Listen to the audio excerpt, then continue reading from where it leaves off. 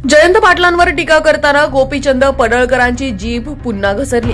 जयंत पाटलांच्या कितव्या बायकोचं मंगळसूत्र चोरलं? पडळकरांचा सवाल। ईश्वरपूर की वाळवा, तारीख आणि वेळ सांगा, मी तिथे येतो। पडळकरांचं आवाहन, मला कितीही बदनाम करण्याचा प्रयत्न करा, मी घाबरत नाही। आमदारकीला भीत नाही, माझा जन्मच आमदार आणि मंत्री बनण्यासाठी झालाय।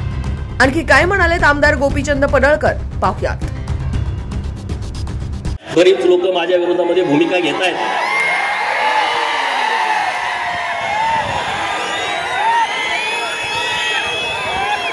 त्यांच्यासाठी मला एक डायलॉग सांगायचा है।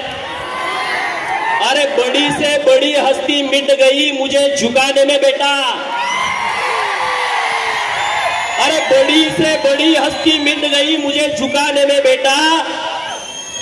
तू कोशिश भी मत करना, तेरी उम्र जाएगी मुझे गिराने में।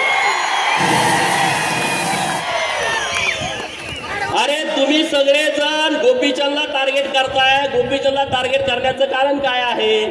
त्यांना माहित आहे हा लोकांना जागा करतोय, हे त्यांचं सगळ्यात मोठं दुखणं आहे।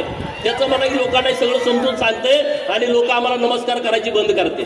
लोक आम्हाला बोकडं कापायची, घरी जेवायला बोलवायची बंद केलं, गावात बॅनर लोक लावायची ते लोकांनी बंद केलं। हे यांचं सगळ्यात मोठं दुखणं आहे। माझी लढाई प्रस्थापितांच्या विरोधातली लढाई आहे, ज्यांनी कारखाने ढापले त्यांच्या विरोधातली आहे। अरे तुम्ही मला मंगळसूत्र चोर म्हणता, तुम्ही मला मंगळसूत्र चोर म्हणता। जयंतरावला माझा सवाल आहे, तुझ्या कितव्या नंबरच्या बायकोचं मंगळसूत्र मी चोर तर सांग।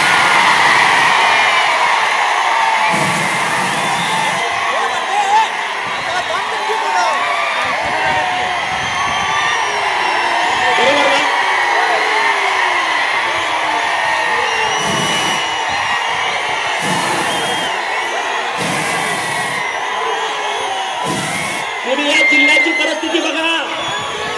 अरे या जिल्ह्यामध्ये खूप लोकांनी काम केलंय, क्रांतिसिंह नाना पाटलांनी काम केलंय, एक स्मारक नाही।